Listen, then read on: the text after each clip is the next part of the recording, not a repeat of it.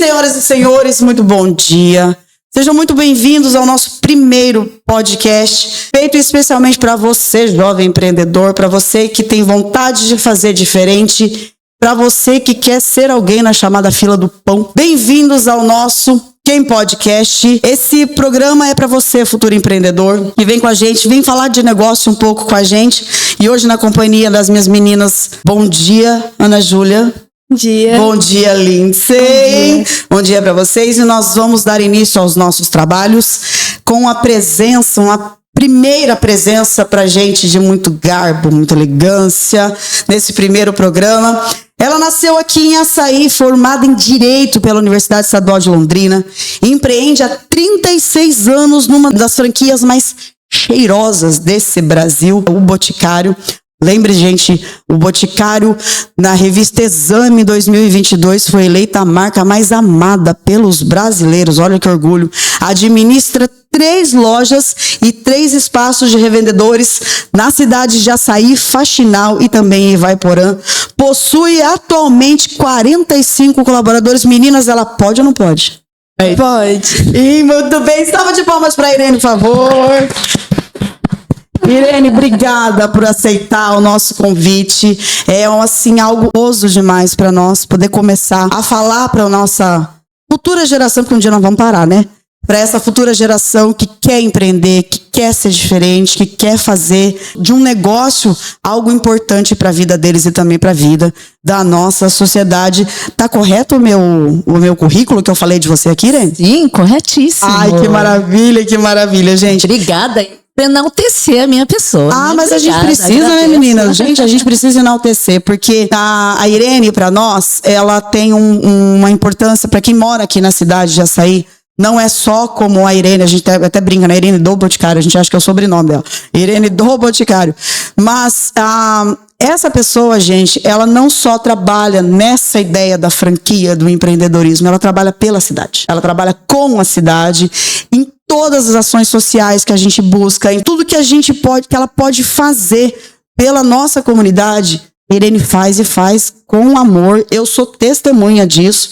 As ações voltadas para a melhoria da vida das pessoas, né, Irene? Eu acho isso muito importante, não só como empreendedor, gente, mas também como gente, como pessoa, não é verdade? Irene, pra gente começar essa história, são 36 anos à frente de uma franquia poderosíssima que é o Boticário. Como é que foi, Irene? Como é que foi chegar até aqui? O que é para você hoje estar nessa posição empreendedora? Bom, começando aqui, dando bom dia a você, Cris. Que abertura mais enfática.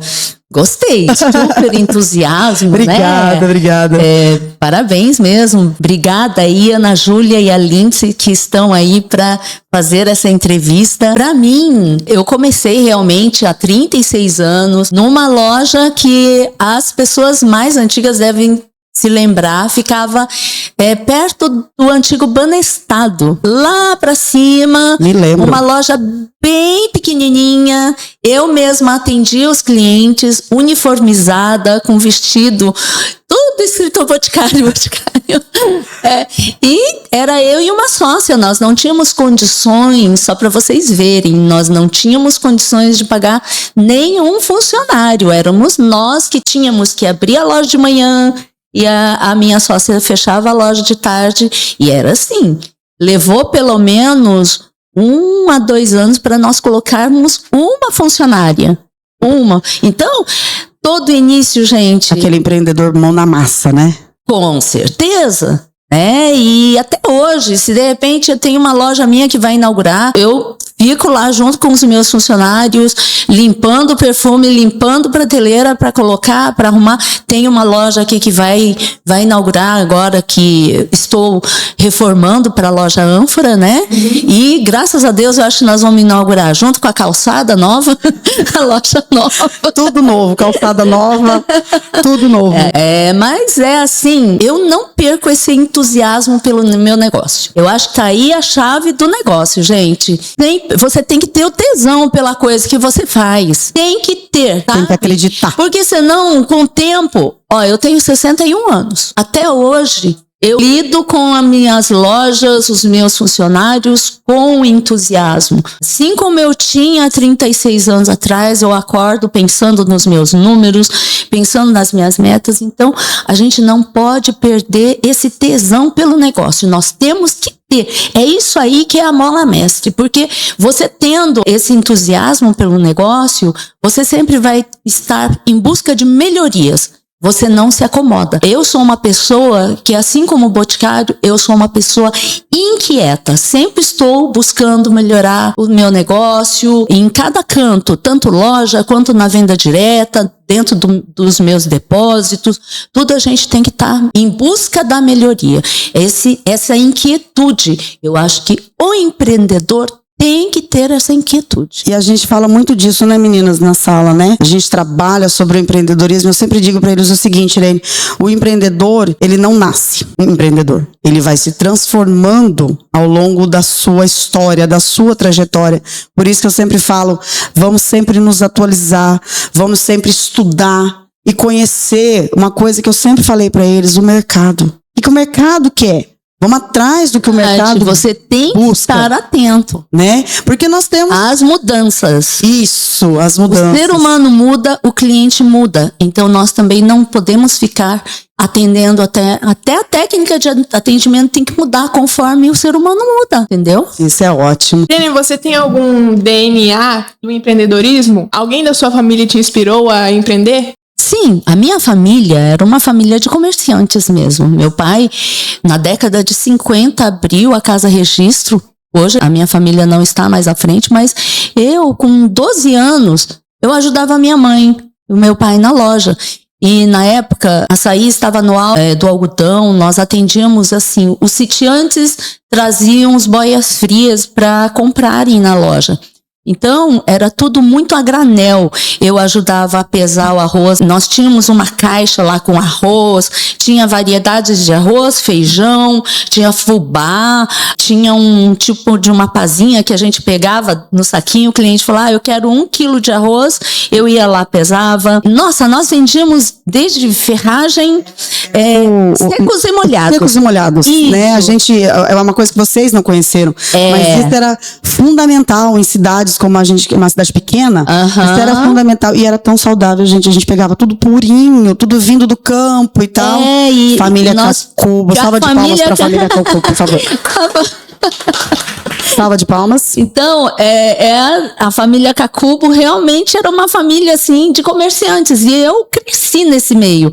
Então, eu cresci atendendo os clientes na loja, conversando com o pessoal do sítio. Era basicamente o pessoal do sítio. E isso me fez, assim, sempre saber ter empatia com pessoas simples. Porque a gente não pode, imagina, você tá atendendo uma pessoa simples, você vem falando algo difícil. Não, eu desde pequena, eu tinha essa empatia. Então, como eles eram do sítio, eu procurava entender de coisas. Na época era a plantação de algodão. Eu era pequena, mas eu acabava conversando com eles sobre isso. E era assim, são coisas que eu lembro muito assim, de nós vendermos. Naquela época, nós tínhamos que vender. Tinha um peixe chamado manjubinha salgada, sardinha salgada. A gente colocava a mão num saquinho, sabe? Na época da Semana Santa, que agora nós estamos assim perto, açaí tinha sempre teve nordestinos. Então, era algo que me intrigava, porque eu falava para minha mãe, por que a gente vende bastante bacalhau com coco, sabe? Era algo que me chamava a atenção, porque eu não sabia como se comia esse bacalhau com coco. Porque quando chegava na época da Semana Santa, meu pai comprava muita caixa de bacalhau. Naquela época o bacalhau não era assim tão caro como é hoje. Mas eram caixas e caixas de bacalhau e sacos, assim, de coco seco, coco mesmo, que daí a gente tinha que bater para tirar o coco de dentro. E você precisa de ver, Cris, Lindsay, meu pai comprava sacos, assim, vinham vendedores de caminhão, e eu ficava intrigada, como será que eles comem isso? Porque eu, sendo de descendência japonesa, eu não sabia como se comia isso. Depois que eu me casei, que o meu marido, ele tem uma ascendência de nordestinos, que a minha sogra me ensinou como que eles fazem. Eles ralam o coco natural, não é o coco ralado. Eles ralam o coco, desfiam o bacalhau e lá eles colocam pinga, tal, bastante alho, cebola. E fica muito bom. Mas olha, desde pequenininha que eu tinha muita curiosidade, porque nós vendíamos muito, era assim, quando o cliente vinha, falava em bacalhau, eu já oferecia. Eu era criança, 12 anos, eu falava, quer o coco também? Eu já não identificou a oportunidade, sabe? Lembra disso? Eu não sabia como que se fazia, mas eu sabia que era uma junção. Bacalhau e coco. Então, já foi aprendendo. Sim. Olha aí, a venda adicional. A venda adicional, identificar a oportunidade aí. Então, quando o cliente vinha falando no coco, eu já oferecia o bacalhau, porque ele não vinha atrás do coco. Daí eu já oferecia o coco, entendeu? Então, tá aí o meu DNA. Gente, que história, né? E outra, esse bacalhau ficou pra história, porque até hoje a gente sabe de todo mundo que comprava bacalhau. Eu fui coco, não é? Eu fui pesquisar. O meu avô. Isso aí é origem nordestina. Nordestina. O meu avô mineirão. Meu avô comprava muito. Seu João Silvério, que Deus o tenha, comprava muito do Sr. Cacubo. Então essas histórias fizeram o que é hoje a nossa cidade, a nossa história. E tá aí o meu DNA. Importantíssimo isso, gente. Né? Isso é histórico. Vou ouvir ele falar sobre isso, tipo... Pergunta pra ele. Pergunta pra ele do bacalhau com coco. Com certeza ele vai saber do bacalhau com coco. Ana Júlia, amor. Em que momento da sua vida você decidiu empreender? Em que momento você falou, nossa, eu vou ter meu próprio plano de negócio? Eu tinha acabado de me formar em Direito. E nessa época eu fazia estágio com um advogado. E era um advogado que era sócio do meu marido. E eu lidava principalmente com direito de família, né? Separação, investigação de paternidade e tal. E eu fui trabalhando, mas assim, sabe quando você não está assim muito... Eu não estava me sentindo... Não se realizou. Não, eu não estava me sentindo realizada. E eu falava pro meu marido. E é engraçado que 2 antes de me formar em direito, tanto é que eu não me identificava, eu acho, e com direito. E eu estudei e passei no concurso do Banestado. Só que eu era 2 anos antes de me formar que eu tentei o concurso. E o Banestado demorou bastante. Depois de um meio ano, mais ou menos, que eu estava fazendo estágio, o Banestado também me chamou. Aí eu comecei a trabalhar no Banestado. Daí, nesse meio tempo, meu marido me falava, ele era o meu namorado, ele falava, nossa, mas você é uma pessoa tão comunicativa que eu acho que você se daria bem com comércio, porque eu falava pra ele. Eu te imagino atrás de um caixa de banco. Então. Eu posso imaginar isso. Eu saía muito estressada do banco. Eu não estava contente com a advocacia. Sabe quando você se vê numa encruzilhada? Eu falei, meu Deus. E ele me acendeu essa luz. E na época, eu lembro bem, o Boticário estava completando 10 anos de vida. E o Boticário tem uma história incrível, né? O Boticário, naquela época, eles investiam muito em merchandising, em novelas. E na época, eu lembro assim, que eu vi a Angélica, que é a esposa do Luciano Huck, hoje. A Angélica apareceu contando a história do Boticário. Eles contrataram a Angélica para aparecer na televisão, contando toda a história do Boticário pelos 10 anos do Boticário. E aquilo me fez... Eu falei, nossa, será que aqui em Açaí daria certo eu abrir um Boticário? Acendeu aquela luzinha. Acendeu a luzinha. Aquela lâmpadazinha, sabe? Porque eu lembro de alguns produtos que eu usava naquela época, era muito o Aquafresca. Nossa, a Aquafresca, gente, era uma febre, porque naquela época o produto importado no Brasil era muito caro. Então, o Brasil estava ainda naquela época muito nacionalista, que se usava muito produto produzido aqui e o que vinha de fora era caríssimo. Então, muita gente usava. Então, todo mundo, o Aquafresca, gente, era o ícone da juventude naquela época. Todo mundo queria um Aquafresca. Aquafresca. E o homem era estileto. Então, Nossa, você lembra? eu dei de presente de aniversário pro meu pai diversas vezes no estileto. Então, eram duas marcas, assim, na época muito icônica e me chamou a atenção. Eu falei, nossa, será que daria certo? Eu abri uma loja do Boticário em Açaí, né? Aí eu fui atrás. Eu liguei pra fábrica. Eles falaram assim que iam vir um rapaz para fazer um levantamento da nossa cidade. Na época, Irene, já era franquia. Isso. Com 10 anos o Boticário já era franqueado. Isso, já era franquia. Mas eu, como leiga, eu não sabia. O que nem sabia o que era franquia. Eu dizia que eu queria abrir uma loja do Boticário. Aí veio, depois de um tempo, veio um rapaz, eu já trabalhando no banco. Veio um rapaz de Curitiba, veio fazer uma entrevista comigo. Ele veio ver a cidade, conhecer. Depois ficou aquele off, assim. Ninguém falava mais nada, eu trabalhando no banco. De repente, me chamam em Curitiba, eu e a minha sócia, porque ela também era esposa de um promotor público daqui de Açaí, o Dr. Carlos Loz, a Eunice, a esposa dele. E como ela queria, nós juntamos lá as duas e fomos para Curitiba para passarmos por uma entrevista. No fim deu certo. Aí eu fiquei nessa encruzilhada. E agora? Eu fico com o Banestado, que na época o Banestado era um bom emprego, nossa, era estabilidade, sabe? Mas eu tive que optar. O DNA do comércio lá no meu sangue falou mais alto. Falei, eu vou optar pelo Boticário.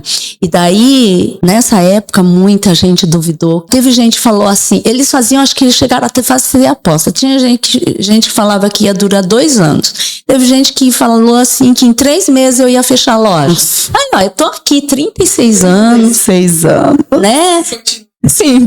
Então, sabe, eu acho que pra mim, essa sensação de saber que as outras pessoas estavam apostando no meu fracasso, eu acho que serviu até para me impulsionar, essa vontade de realmente querer. Falei, não, eu vou mostrar para eles que eu não vou durar só 3 anos, 2 meses, não, eu vou mostrar que eu vou durar bem mais. E tá aí 36 anos que eu tô no meu negócio. É uma historinha que não pode ser deixada de lado, né, gente? São 36 anos. Então foi aí, nessa época, que eu fiquei nessa encruzilhada e acabei optando. Por isso que eu falei pra vocês, gente, ela se mistura com a história da cidade. Ela se mistura com a história de muita gente. E a gente sabe, Irene, que todo empreendedor, quando você deu esse start, quero fazer diferente. Tem dificuldades. A gente começa, sempre tem uma caminhada, tem umas pedrinhas aí. Nossa! O que foi mais difícil? Agora, Irene? falando com todos os futuros jovens empreendedores, vocês não pensem que a caminhada é fácil. Nossa, não é. Realmente algo que eu tive que abrir mão de muitas coisas, eu tive que fazer sacrifícios, principalmente, gente, nos 3 primeiros anos. Por quê? O empreendedor, ele tem que saber que ele não pode chegar no fim do dia e pegar dinheiro do caixa para ir gastando. Ele tem que saber que ele tem que guardar esse dinheiro, porque o meu marido não ia estar sustentando a minha loja. Eu não tenho esse negócio de falar, o meu marido vai pagar o boleto, eu fiz um pedido na indústria, o meu marido vai pagar o boleto. Não tem isso. Eu sempre fui muito independente do meu marido, eu sempre tive que arcar com tudo dentro da minha loja. Então, é muito fácil se você... né? Faz desse jeito, entendeu? Por quê? Uma hora, quem tá lá bancando vai cansar também. E se você não montou o seu capital de giro, o capital de giro, gente, você tem que ir guardando toda a sobrinha que dá, por isso que você não pode ir gastando. Porque se você gastar mais do que você vende, como que você vai quebrar. Como que você vai manter seu negócio? Por isso, de novos negócios no Brasil, normalmente muitas empresas morrem com 2 a 3 anos. Por isso, por falta de maturidade do próprio empreendedor. Ele acha que abre e ele pode já ir usufruindo. Não, gente, 2, 3 anos. Por isso que se você puder vir com alguma economia, já tiver um dinheiro, guarda esse dinheiro para você ir montando o seu capital de giro. Por quê? Principalmente no Boticário. Vocês estão vendo que eu estou reformando a minha loja. Vocês viram? Tá tudo quebrado. Porque no Boticário, a reforma é inteira, do piso ao teto. Eu tenho que trocar o gesso, eu tenho que trocar o piso, tenho que trocar os móveis, né? Tem uma data assim, por exemplo, a cada tantos anos precisa passar por uma reforma? Eles colocam lá, mas a minha loja aqui não é tanto, porque acabam se misturando os modelos, né? Igual esse modelo, já esse ano é o último ano do meu modelo. Não posso. Ano retrasado era o último modelo da loja de faxinal, que era a mais antiga. Só que tem isso que eu falo, se eu não estiver sempre preparada, tendo um capital de giro para comprar meus produtos e estar guardando dinheiro para essas reformas, eu ia ter que estar sempre recorrendo a banco, e não. Eu tenho que ter um capital de giro que me dê possibilidade de fazer essas reformas, que não são baratas.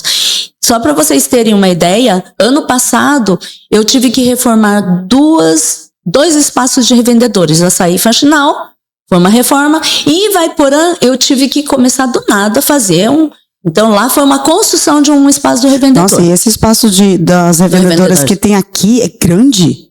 É grande, é maior que a loja. Porque a venda QDB, que é o Quem Disse Berenice, adoro. E o Ui. Então, lá dentro do espaço dos revendedores tem 4 marcas. Então, e o Eudora trouxe muito SKU. Bastante. São mais de 700 SKU. Cada SKU é uma marca né? Então, nós temos que estar guardando sempre com esse dinheiro para estar fazendo essas reformas. E por quê? O cliente muda, ele quer... Não adianta falar, gente, você faz uma loja, você ficou 20 anos, 30 anos, o movimento seu não vai ser o mesmo. Então, eu digo pelo exemplo que eu fiz em Faxinal. Em Faxinal, eu inaugurei a loja em 2022, né? Ano retrasado. Ano retrasado. Em plena pandemia, Irene? Eu fiz a loja. Vocês não sabem o sucesso dessa nova loja. Que maravilha. O meu marido achava assim, não, mas eu acho que está na fase inaugural. Mas não, passou 1 ano e a loja continuou tendo um crescimento médio de 40%. Nossa. 40%. Que maravilha. Então, a verdade é que você tem que estar renovando. Quando se fala em reforma, gente, não é uma simples pintura. Reformar é reformar mesmo. É dar uma cara nova à loja. E isso a clientela gosta, tá? E eu tô numa situação de muito canibalismo, porque eu tenho revendedoras e tenho a loja física. Muitos clientes se tornando revendedoras. Então, no meu caso, eu contra mim mesma. O Boticário colocou uma diretoria muito robusta para que a loja não perdesse tanta venda frente à venda direta. É lógico que a venda direta hoje é o principal faturamento, tá? O principal faturamento da venda direta do Boticário, no meu caso, é a venda direta. Mas a loja também não pode perder esse encanto. Então, nós temos que lidar com treinamento. Os meus funcionários entram, nós temos uma pessoa que é capacitada a fazer o treinamento. Ela tem uma função de multiplicadora de treinamento. Então, eu coloco um funcionário novo, essa multiplicadora de treinamento, ela é preparada para treinar tanto para a loja quanto para a venda direta. Ela é entendida nos 2 canais. Então, entrou um funcionário novo dentro da loja em Faxinal, ela vai lá, ela fica 1 semana treinando a pessoa para que a pessoa possa estar preparada para atender. E nós temos assim como eu falo que o cliente muda, a técnica de muda também muda. Entendeu? O consultor de vendas do Boticário, ele tem um telefone celular que é um terminal de vendas. Então, lá nesse terminal, ele abre uma venda, ele bipa sobre o produto, já sai o preço, já sai a promoção. Ele vai perguntar o CPF do cliente, lá tem, no próprio celular dele, tem o cadastro com o histórico de vendas. Daí, a própria inteligência artificial do Mobshop, ele vai buscar um produto que ele usa, já sempre usa, e ele já vai trazer uma promoção pontual para aquela hora da venda. Bem interessante. E essa venda, por exemplo, a venda direta, ela ajudou também, Irene. Eu achei uma sacada perfeita. Porque assim, claro, você está falando, você está passando você vive diariamente com esse canibalismo e tal, essa ideia. Só que daí, nessas circunstâncias, criaram-se novas oportunidades de trabalho, através disso. Principalmente e o Boticário na chegou. pandemia. O Boticário chegou a muitos lugares que ainda não tinha chegado. Sim. Eu achei isso Porque fabuloso. eu tenho hoje 28 pequenos municípios que eu tenho revendedoras. Eu tenho num total de, eu acho que 2.200 revendedoras em toda a minha área. Na região daqui de Açaí, eu devo ter quase 800 revendedoras nessa região. De Jataizinho É muita gente até mesmo. São Jerônimo. Né? Então, no total, eu tenho um total de 2.200 revendedoras. São muitas revendedoras. Eu tenho que ter uma equipe de telemarketing que entra em contato com elas diariamente. Elas têm meta de venda. Então, Irene, eu tenho que ficar muito no estratégico. O estratégico é eu estar vendo os números e ver se como que está em relação ao ano passado, aonde que eles estão crescendo, se tem mais ou menos revendedora comprando, se tem mais ou menos cliente entrando na loja, e eu já tenho que buscar um plano de ação, às vezes rápido, porque se eu deixar a coisa pro final do mês, a minha meta foi-se. Então, eu tenho que estar assim, olha, bem. E dentro do Boticário tem muitas metas, sabe? Loja tem muita meta, venda direta tem muita meta. E antenada nos números. Então, não é fácil. A gente tem que estar assim, muito atenta. Por isso que eu falei que se eu não tiver pessoas para delegar tudo também, eu tenho que estar numa parte, mas eu tenho que ter todos os braços, eu tenho que ter pessoas dentro de cada lugar para que elas sejam as líderes naquele local. E é exatamente isso que a gente vai perguntar para ela agora, né? Você tem a perguntinha aí? O seu dia a dia, como é que é no trabalho? O que você faz? Você tem uma equipe por trás de tudo isso? Tenho. Eu não sei se vocês viram no meu Instagram esses dias, sábado, tinha uma coaching.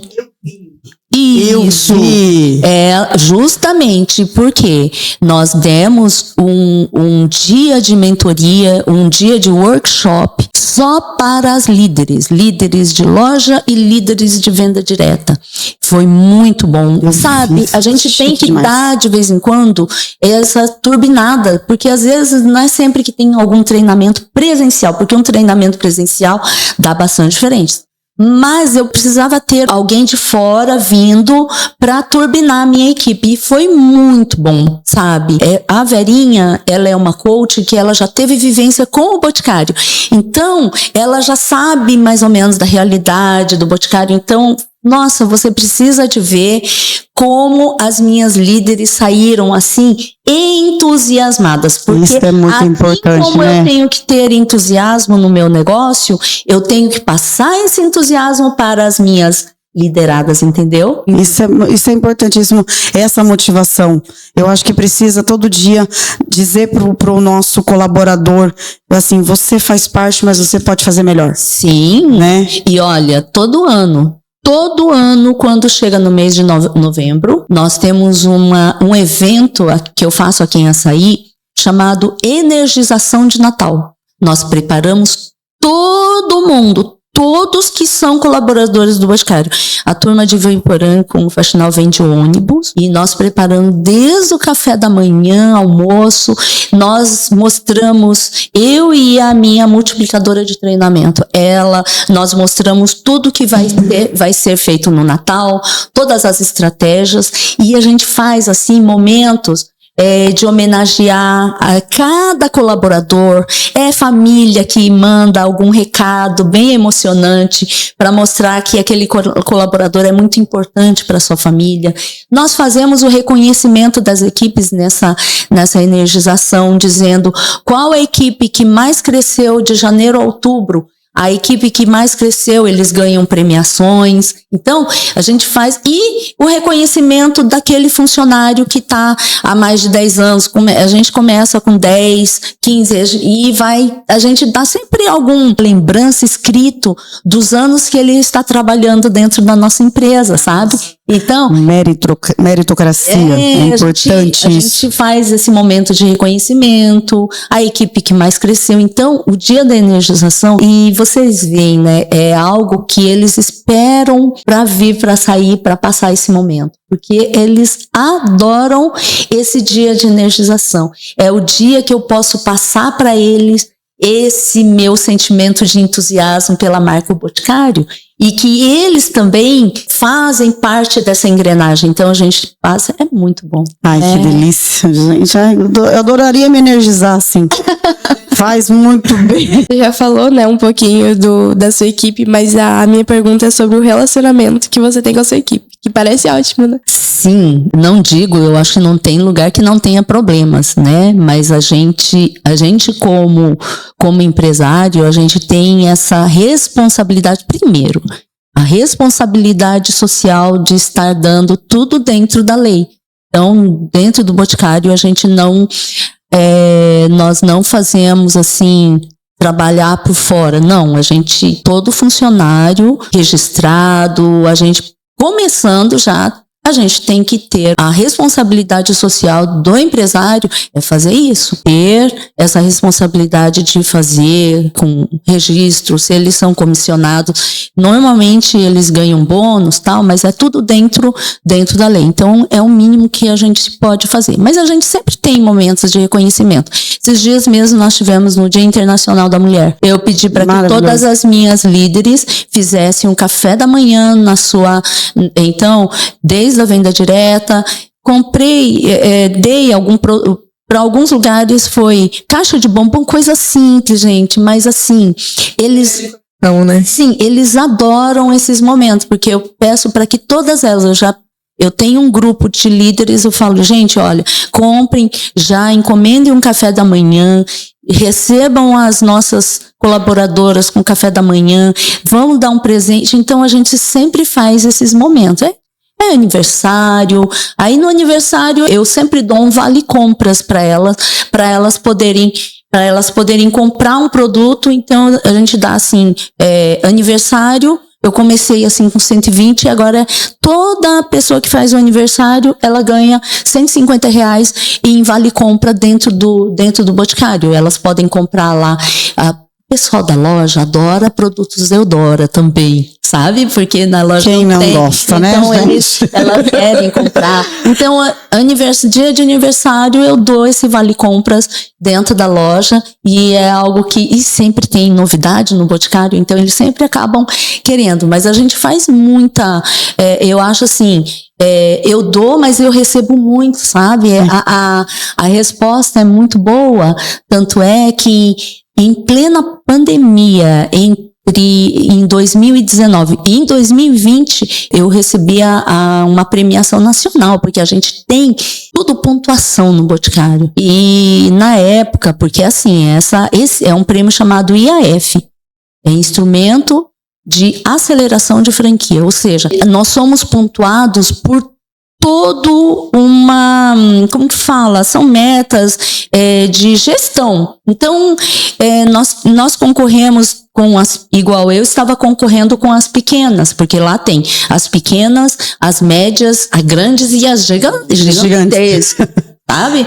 Então, tem o prêmio IAF. Na época, eu consegui comprar um carro, um Saveiro, porque é assim, a premiação normalmente é uma viagem internacional para o casal, para mim, que seria para mim e meu marido. Mas na época da pandemia, eles deram uma premiação de um cartão. Entrou o carro. De um cartão de R$50 mil. Então, eu comprei um carro mais básico, vendi. Com essa venda do carro, eu consegui colocar placas fotovoltaicas em todas as minhas lojas para eu abaixar. Então, além da premiação, um belo investimento, né? Então, então eu usei o dinheiro da premiação, mas assim, eu acho assim, quando você anda junto com a sua equipe, você consegue muita coisa. Então, essa premiação foi a nível nacional. Eu ganhei o IAF, eu fui a campeã do IAF no grupo Patioli. Né? Uhum. Só que daí o meu crescimento foi bem expressivo nessa época. Daí do Patioli hoje eu estou no Sândalo. Tem um nível. Isso, um nível. No Boticário assim, começa pelo faturamento. Então, dependendo de um faturamento, você está no clube, eles chamam de clube de essência. Clube de essência Patioli, clube de essência Sândalo, que eu tô hoje. Aí tem o clube de essência Musk, Âmbar, até o Íris. O Íris são, assim, franquias gigantescas, que tem, assim, 40, 50 franquias. Então, vai indo, eu tô posicionada hoje no Sândalo. Então, nessa época da premiação, eu consegui crescer o faturamento para ir para o Sândalo. Então, é assim, Incrível. Sabe? E como que é? Através da boa gestão. E gestão financeira, gestão de pessoas, né? A gente tem que estar... Você não consegue fazer nada se você não tiver os seus colaboradores andando junto com você. Lado a lado. Maravilha. Irene, gente, eu tô besta com a história. Tô assim... a gente conhece há muito tempo, mas a gente não sabe dessa sua característica como empreendedora. Isso é muito bacana e muito rico pra gente. E, assim, Irene, metas. Aonde a Irene quer chegar? Aonde a Irene, os seus colaboradores, os seus trabalhos hoje, até onde você ainda não chegou? Ou você diz assim, não, até onde eu tô aqui tá bom? Não, eu acho que, como eu falei pra você, né, Cris, eu sou uma pessoa inquieta. Eu sou uma pessoa que sou movida muito pela inquietude. Eu nunca vou chegar e falar, acabou. Lógico que isso vai depender muito do Boticário também, porque quando eu adquiri o repasse de Ivaiporã, eu consegui, porque o Boticário, assim, eles não têm novos franqueados. Não tem. Não entra mais? Não entram novos franqueados. Olha. Então, quando a proprietária da franquia de Ivaiporã disse que não queria mais, eles pegam, como eu tinha loja em Ivaiporã, em Faxinal, eles fazem um círculo em volta e vê quem são os franqueados que estão na proximidade daquela loja. Aí depois que está na proximidade, vê, tem essa franquia. Aí eles colocam pela nota do IAF. Por isso que eu tenho que ter essa gestão. Por isso a busca. Sim, eu tenho que estar sempre à busca de um bom IAF, porque até nessa hora do repasse vai depender muito da minha nota no IAF, né? Então, como eu estava em primeiro lugar, eu era a primeira que eu podia comprar a loja. Daí eu acabei adquirindo aquela loja e com isso também veio várias cidades, né? Então, essa inquietude, o próprio Boticário acaba fazendo com que a gente não se sinta acomodada, entendeu? Meu filho já está no meu negócio, mas ele ainda vai passar pelo processo, porque nem o sucessor entra de graça. Ele tem que ser aceito pelo Boticário e ele tem que passar... Sempre achei que podia ser algo assim, herdável. Não. Ele tem que passar pelo processo sucessório. Nossa. 2 anos, se ele for... se ele for aceito, vai ter sempre algum gerente regional que vai fazer mentorias e ainda ele vai ter curso, tipo um MBA durante 2 anos, eles têm a formatura. Daí ele pode ser considerado sucessor. Como sucessor. Isso. Então, hoje eu estou colocando meu filho para fazer as coisas, ele acompanha, eu coloco muito ele também no estratégico. Por quê? Eu vou explicar o que seria o operacional. O operacional é o que eu fazia há anos antes. Era eu que pegava, eu que pagava os meus boletos, eu que fazia o pagamento dos meus funcionários. Só que se eu estiver envolvida, eu que tinha que ir lá fechar o caixa. Se você estiver muito envolvido com isso, você não consegue olhar o estratégico. Você fica muito no operacional. E hoje eu não posso ficar mais no operacional. Eu tenho que ficar no estratégico. Vendo o número, vendo os meus planos de ação. Então, é isso que eu falo. Eu tenho que ter esse meu tempo para planejar. É lógico que se de repente aparecer uma outra franquia, eu vou te falar, Irene, você pode... Eu vou abraçar. Eu não posso pensar assim, eu tenho... Essa é uma curiosidade que eu tenho. Você tem uma franquia, você pode ser franqueado de outra? Como... Não, eu digo assim, eu quero uma outra franquia, faz de conta. Se fecha uma outra cidade, eu gostaria de abrir uma outra, né? Mas se tem... Com a nota você consegue. Agora, se eu posso abrir, posso. Nós temos dentro do Boticário franqueados multifranqueados. Sim, mas desde que não seja uma franquia que bata de frente com as coisas do Boticário. Eu não posso abrir uma franquia de perfumaria, de cosmético, né? Eu posso abrir... se eles vierem aqui falar, olha, a tua cidade pode abrir uma franquia UI, como eu tenho em Cidade Islândia.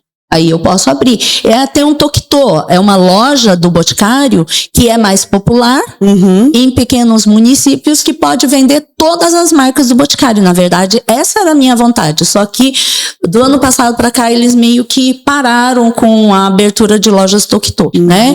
Mas se eu quiser abrir alguma outra franquia que não seja, tem franqueados que tem Sunglass Hut, aquele de óculos. Tem franqueado, tem Boticário, Sunglass, aí ele tem uma Copenhagen. Entendi. Ou uma Cacau Show. Tem. Mas isso que eu falo, pra pessoa poder crescer, ele tem que ter uma equipe. Quanto mais você vai crescendo, você não consegue crescer se você não tiver pessoas estratégicas em cada ponto. E foco. Foco. Porque você tem que ter pessoas da sua confiança que você vai poder, senão não tem como. Se você é aquela pessoa extremamente controladora, dificilmente você vai conseguir crescer. Porque você fala, não, eu tenho que estar em todo lugar. Então você não pode ter mais que uma, no máximo 2 lojas. Como que você vai ter? Como que eu vou ser uma pessoa extremamente controladora se eu tô aqui em Açaí, eu tenho loja em Faxinal, eu vou ficar louca? Não tem como, porque você tem que, né? E hoje eu tenho, assim, informações de financeiro, daqui uma hora eu vejo, eu entro, eu já sei quanto que vendeu a loja de Açaí, quantos clientes que entraram, como que tá o meu boleto médio, tudo no meu celular. Eu tenho tudo. Ainda bem, né? Posso tirar uma dúvida? Você já falou que não pode pegar o dinheiro do caixa, porque é tudo, tipo, cabe tudo dentro do seu orçamento da loja, né? Certo? Aí eu queria tirar uma dúvida com você. Se for pra você abrir outra loja, tipo, em outra cidade, você poderia pegar esse dinheiro do caixa pra abrir a loja? É assim, se você tem um capital de giro bom, você pode até fazer uma retirada para começar um negócio, tá? Mas aquela loja também você vai começar, você vai abrir como eu tenho duas matrizes com as filiais, né? Então eu tenho a Perfumarias Açaí, que tem a loja e a VD aqui, e lá em Faxinal eu tenho a Yuko Perfumarias, que ele tem 4 empresas, né?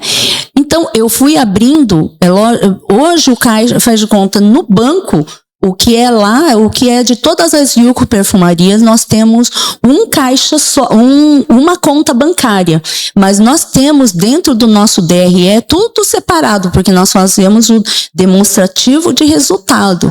Então, a gente tem que fazer e assim...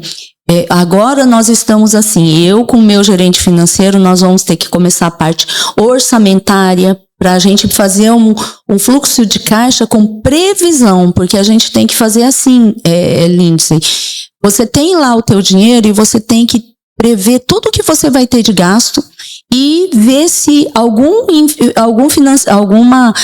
investimento teu daqui 3 meses, você vai ter condições de fazer ou não. Então, até nisso você tem que ter o teu caixa. Mas aí, se o teu negócio estiver indo bem, você acha que você tem como pegar e deixar um capital de giro. Você nunca deve zerar o teu capital de giro para abrir. Senão, tá fadado as duas coisas irem mal, entendeu? Então, você tem que ter um capital de giro que seja suficiente para que aquela empresa que você vai tirar o dinheiro, ele tenha capacidade para ficar mantendo as compras. Porque comércio, gente, é diferente de serviço. Serviço, você cobrando pelo serviço, você tá cobrando igual uma cabeleireira, é serviço. Ela tem os gastos dela com a luz, que talvez por causa do secador tal seja mais alta, ela vai ter que comprar os shampoos, os condicionadores, as máscaras, tal, maquiagem. Só que ela cortar o cabelo, ela gastou que uma escova e uma tesoura. Então, o que entra para ela é serviço. O serviço, ele é menos arriscado. Agora, uma vez que eu tenho que comprar, lá hoje, o carro-chefe do Boticário é Malbec. Eu deixo lá, eu tenho que comprar Malbec para poder vender. Se de repente eu fico tirando dinheiro do caixa, e daí a minha funcionária fala, Irene, tem que comprar o Malbec pro Dia dos Namorados. O Dia dos Namorados é em junho. Agora eu tô tendo que formar o meu estoque pro Dia das Mães. Então, e é assim, gente, para uma loja, se uma loja vende no normal 50 perfumes no mês, no Dia das Mães a gente tem que comprar 150. Então, se você não tiver o dinheiro para ir formando esse estoque, isso que eu falo, você não pode ir tirando, porque de repente você pode se ver sem condições de fazer o estoque pro Dia das Mães. E a compra daí é alta, entendeu? Então, isso que eu falo, por isso que a gente não pode, você tem que ter uma retirada mensal, né, que a gente chama de prolabore, porque também você precisa viver, né? Viver, né? Mas aí você tem que ter uma retirada mensal, mas principalmente para quem começa, realmente, se você tem um capital, deixa uma parte lá para você sobreviver esse tempo. Mas eu vou falar a verdade, você tem que aprender a fazer sacrifício. Porque não é assim. Se o empreendedor acha que abriu o negócio e já pode começar gastando, comprando, já estou independente financeiramente. Jamais. Nunca. É até bom que vocês comecem se exercitando. Eu fiz um curso de imersão de 9 dias no Sebrae chamado Empretec. E o Empretec faz com que você desenvolva todas as atitudes, as habilidades de um empreendedor de sucesso. Então lá a gente abre até uma empresa cria, eles chamam. Uhum. Dentro dessa empresa cria, naquela semana que a gente está nesses 9 dias, a gente tem que abrir a empresa, a gente tem que sair vendendo, a gente precisa de ver, tem que fazer, e depois o mentor que está lá dando o curso, vê o nosso plano de negócio, quanto que nós vendemos, quanto que eu tive que ter de capital de giro, forma uma equipe de 3 pessoas, 2-3 pessoas, cada um tem que criar a sua empresa cria. Isso é um ótimo exercício. Se você, Cris, puder fazer alguma coisa nesse sentido com os alunos. Nossa, já criei 300 ideias aqui. Já gostei. Vocês vão começar assim. Eu vou dar um exemplo aqui. Você faz uma trufa. Vou sair vendendo trufa. Você vai colocar no papel. Não é assim, tá? Ai, mãe, me dá o dinheiro que eu tenho que comprar. Achar que aquele dinheiro da mãe não tem que ser reposto. Olha o plano de negócios aí, ó. A mãe pode dar até um empréstimo para você, mas quando você vender todas as suas trufas, você tem que entregar o dinheiro. Isso, porque você tem que acostumar que no teu negócio, para fazer trufa, você precisa de um chocolate, você precisa de um creme de leite, é tudo gasto. A luz que você vai, porque a trufa fica uma noite no freezer, para você poder enrolar. Tudo tem gasto. Eu fui acostumando com isso. Então, se vocês estão num curso de empreendedorismo, é um bom exercício vocês fazerem, sabe? E não acabar numa vez. Aí você vai pegar o que você sobrou, vai comprar de novo os ingredientes para trufa e vai. E daí, se na primeira vez você vendeu 10, na segunda vez você vai tentar vender 15. Daí você vai guardando aquele lucro. Aí você tem que reinvestir. De repente, você pode... não, eu acho que eu vou dar então... Vendi super fácil, eu vou tentar vender para tal. E você pode começar a montar uma estratégia de como que eu vou fazer. Eu vou colocar no meu Instagram para vender para mais pessoas, né? Hoje, gente, o Instagram é uma ótima ferramenta para você, os stories, para você fazer propaganda de alguma coisa. Só para você ter uma ideia, aqui eu não tô mais assim investindo muito em rádio, outdoor. Eu tô investindo em redes sociais, digitais influencers, sabe? Em todas as cidades. E assim, local. Então, eu pego pessoas que nem tem tantos seguidores, mas que ela acaba... porque ela fala... A questão das visualizações... É muito importante. Então, se você é difícil, Irene, a gente ver alguém que vê propaganda de rádio, porque quase ninguém escuta rádio. A gente fica também pensativo nisso, mas essas plataformas, principalmente essas de música, que entra uma propaganda no meio, também as redes sociais, Instagram, só para você ter ideia, TikTok. Hoje o Boticário, daí a empresa mesmo, o Grupo Boticário, eles investem muito no Instagram, no TikTok. É milhões, gente. Eu acredito. Tá? Eles tiraram bastante a verba de televisão e estão muito assim, redes sociais. Vocês já viram, eles investem muito no Waze, tem um sistema chamado Logan também, tudo plataforma de aproximação. Então, faz de conta, não digo que o Waze em cidade pequena funciona, mas em Londrina. Você tá em Londrina logado no Waze, e daí a Petrobras fez uma propaganda lá pelo Waze, você tá perto, já está chegando perto do posto, ele já aparece uma bandeira. do posto da Petrobras. Para poder clicar. Sim, isso aí você paga. E o Waze, ele faz isso. Então, a pessoa tá se aproximando. O Boticário tem esse negócio de aproximação como? Ele consegue pelo celular, se você tá... Porque vocês já notaram que quando você entra no e-mail, você entra no site do Mercado Livre, você fez uma pesquisa sobre algum tênis. Ele derrama. E-mail, você abre o Facebook, então, já aparece aquela lateral. Então, né? Nós temos muito disso. A pessoa tá chegando, tá num raio de 100 metros de uma loja do Boticário, ele tem a inteligência artificial que ele já joga no teu celular uma promoção da loja, o Malbec no Boticário, que, olha, aproveite essa promoção do Malbec. Então aparece. Parece toda vez que eu entro no meu Google aparece, tipo, o Boticário, a promoção. Hoje as grandes empresas, elas estão investindo muito em Google Maps, Waze, Logan, muito mesmo. Nossa, então, é incrível. Né? As propagandas antigas já não tem a mesma eficiência. Não tem mais. Não, porque hoje é tudo muito rápido. Tá tudo rápido. Tudo rápido, a gente tá rápido. Eles estão rápido. Antigamente eu comprava muito panfleto. Hoje eu não compro mais nada, não mando mais fazer nada. Ai, a natureza agradece também. É muito papel jogado aí. Não, e você falando em natureza, nós temos também o Bote Recicla, vocês já ouviram falar? Nossa, eu já levei muito vidro lá, hein? Porque você, a cada 3 itens de reciclagem que você leva, você tem direito a ganhar. Se você fez uma compra acima de 150, você tem R$15 de desconto, sabe? Então, a gente tem, e nós temos a logística reversa. É isso, nós pegamos dos clientes toda a embalagem de shampoo, e não precisa ser só do Boticário. Pode ser de qualquer marca de shampoo. A gente vê o caiaque, né? Que é a embalagem do caiaque feita com material tirado do próprio oceano.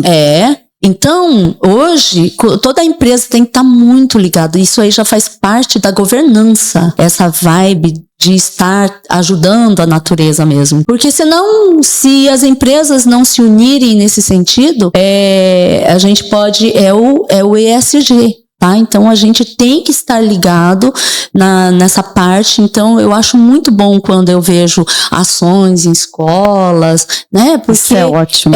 Porque nós estamos hoje sofrendo esse não cuidar da natureza, estamos sofrendo. A consequência está vindo agora. A gente está sentindo, nunca fez 37, 38 graus. Nós estamos no outono passando calor hoje, que fez tá fresquinho, mas olha como que nós passamos calor. Isso aí é o aquecimento global. Então, se cada um não fizer a sua parte, né? É a mesma coisa a dengue, na verdade, cada um cuidando do teu canto, cuidando para não ter uma água empoçada, não ia ter tanto caso de dengue. Faça a sua parte, gente, não é difícil. Faça a sua parte, sério mesmo, gente. Isso que a Irene falou agora é muito sério. Nossa cidade está com uma epidemia muito grande da dengue, então, por favor, vamos ajudar, né, da forma, por favor, não jogue a sua embalagem do Boticário fora.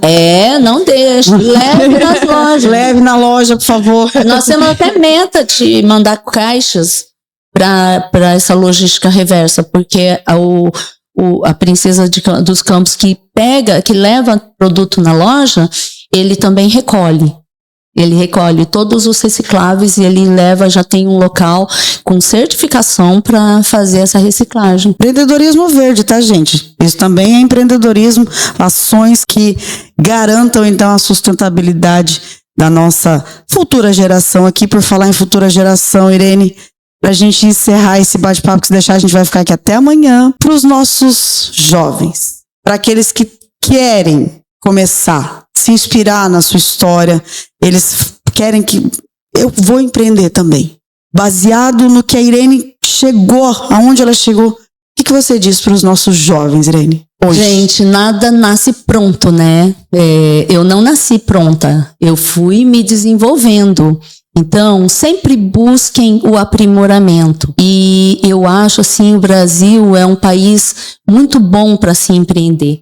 Então, comecem e saibam que a gente tem que começar pequeno mesmo. Eu comecei pequena, eu não sou grande hoje. Não sou, né? Mas assim, a gente tem a responsabilidade porque são 45 famílias que de repente dependem, são os meus colaboradores.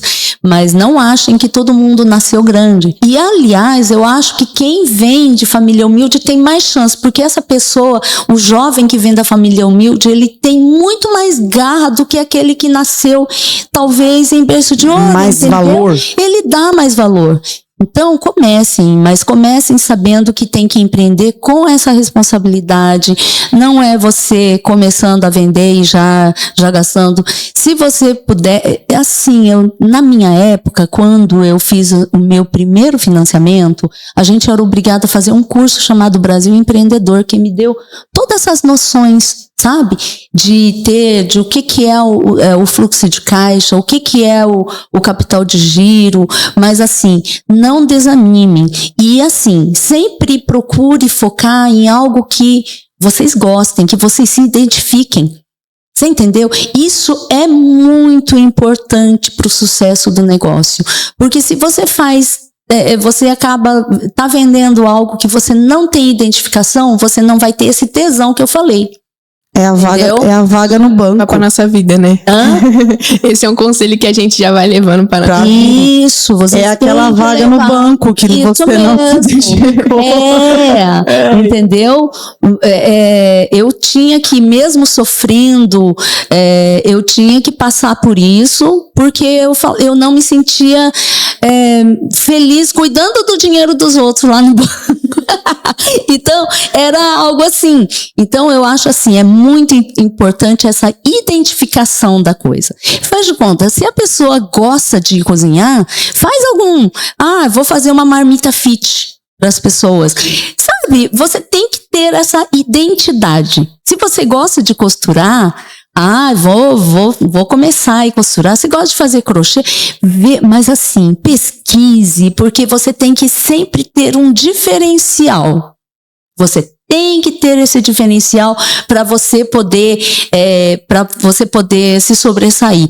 Use as redes sociais. Gente, quem está aí no negócio, não fica usando a rede social só para aparecer ou fazer propaganda de si mesmo. Use para que o seu produto seja visto, sabe? Ninguém precisa saber do que você está fazendo agora, tal. Não. Use para mostrar para as pessoas o que você tem de interessante no teu negócio, se você tá... Então, tem que usar a rede social, e eu acho assim, se você puder, se você quer empreender, aprenda a usar a rede social, porque para você usar o Instagram, os stories, tem tanta coisa assim, tem uns pormenores de como você colocar os links.